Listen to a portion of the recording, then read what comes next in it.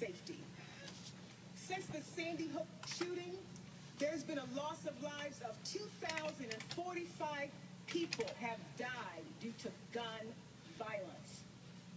This bill is about making sure our community is less dangerous.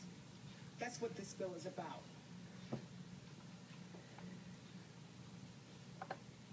When I think about all of the discussion about Second Amendment rights, this bill does not infringe on anyone's Second Amendment right. This bill is just a reasonable approach to try to help address gun violence. Would it stop all crime in our state? No. That's why you're going to see a series of several bills, because we see this as being an incremental approach to address gun violence. So this is just one measure that I personally believe will save lives. I stand before you today with a clear and good conscience, because I know on my side I do have gun responsible folks who own guns. They support what I'm doing. I have support from law enforcement. We've heard lots of conversation about the sheriffs, and I have support from sheriffs. Not all of them, but I have support from sheriffs. I have support from law enforcement, but most importantly, I have the support of the families that have been impacted by gun violence. After the horrible events that happened in Aurora, I was compelled to do something. It was way before there was the White House initiative to address gun violence. So this is not something that's based on some kind of White House, Washington influence. This has been a passion and a commitment that I've had for a very long time. And it's time for all of us to do something, because to do nothing is no longer acceptable in my view. When I think about the lives that have been lost over and over and over again, and people saying, you know, well, we can't do anything because the gun lobbyist is too strong, or it infringes on Second Amendment rights, then I would say not so. Because it's time that we do something.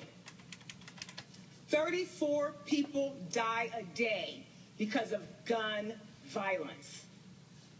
And we can no longer walk around in our society with these blinders on as if nothing is happening and that we need to remain helpless. Someone said that this bill is about hope. And I said, yeah, it is about hope, because it can't be about despair. It's about hope that we can do something differently to make our community and our public places safer communities to be in. I say to you members that enough is enough. I'm sick and tired of the bloodshed. Limiting the high-capacity magazine to 15 will make our community less dangerous, because what we have as a common thread in all of these massacres is a high-capacity magazine. Since 1985, there's been 34 mass shootings, and what they all have in common is a high-capacity magazine. No one needs to have a 100-drum magazine that they can attach to any kind of gun to kill as many people as they can.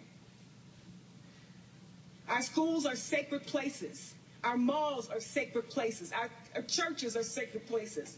No one should be able to have these high-capacity magazines to come in to do as much damage as they can. So the question is to be or not to be. It is about doing something. And so what you've seen on Friday was 4 measures, and you'll see more, about doing something to make our community less dangerous. This is about public safety, and it is about saving lives. Thank you. Any further conversation? Seeing none, the question before the House is the passage of House Bill 1224 on third reading and final passage. Mr. Kohler, please open the machine and members proceed to vote.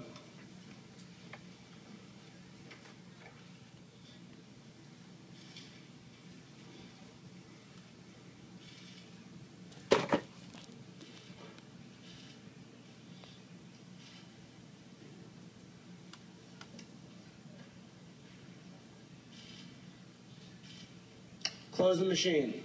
With 34 aye votes, 31 no votes, 0 excused and 0 absent, House Bill 1224 is passed. Co-sponsors.